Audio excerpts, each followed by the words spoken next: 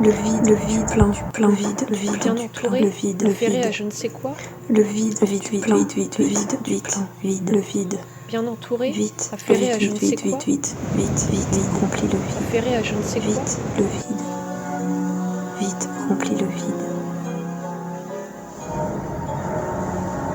Quand rien ne manque matériellement, quand on a la chance d'être bien entouré, affairé à je ne sais quoi, on ne ressent pas forcément de complétude profonde, vaste et éternelle pour autant. Ça dépend du temps qu'il fait. Un vide mystérieux, un fantôme invisible, hante depuis toujours mes pensées, mon cœur, mon plexus solaire, mes envies, émotions et souvenirs. Certains le voient dans mes yeux, c'est arrivé. Mais c'est le fantôme de qui? De quoi? Je ne sais pas.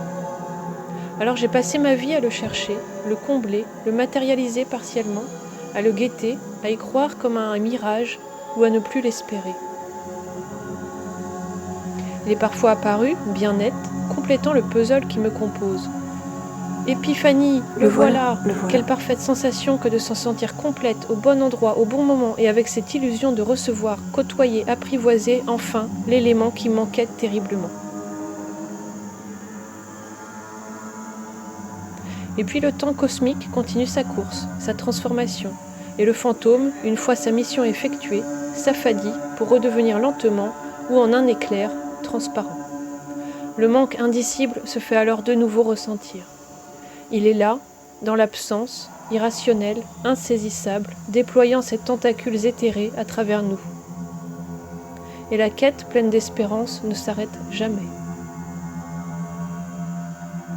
Cherchez, cherchez, cherchez, cherchez, cherchez, cherchez, cherchez, cherchez, cherchez, cherchez, cherchez, cherchez, cherchez, cherchez, cherchez, cherchez, cherchez, cherchez, cherchez, cherchez.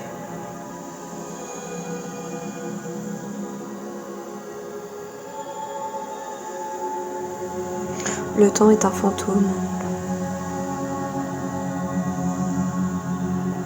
Il plane là, comme ça. Le fantôme passe.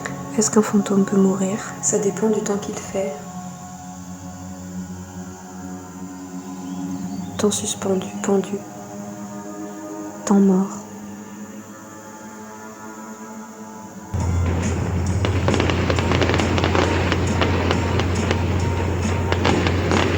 Ça y est, on a basculé. À tout moment, ça peut basculer.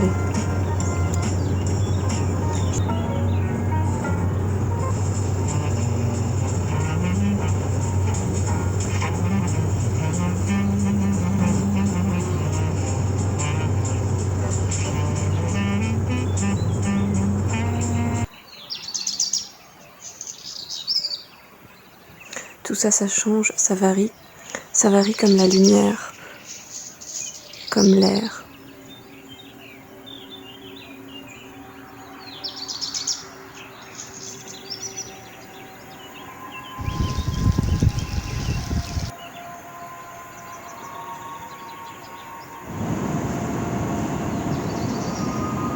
Mais ça part dans tous les sens. Et ça, voilà.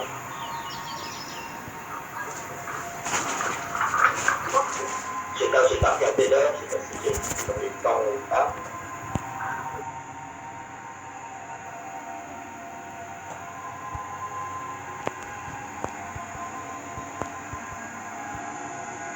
Le temps était incertain, le temps s'en foutait royalement. Il ne faisait pas attention, n'obéissait à rien, se savait indispensable, c'est vrai. Ratait des rendez-vous, arrivait trop tard, trop tôt, manquait des secondes de trop, ne s'excusait jamais, c'est vrai. Le temps s'en foutait royalement, c'est vrai.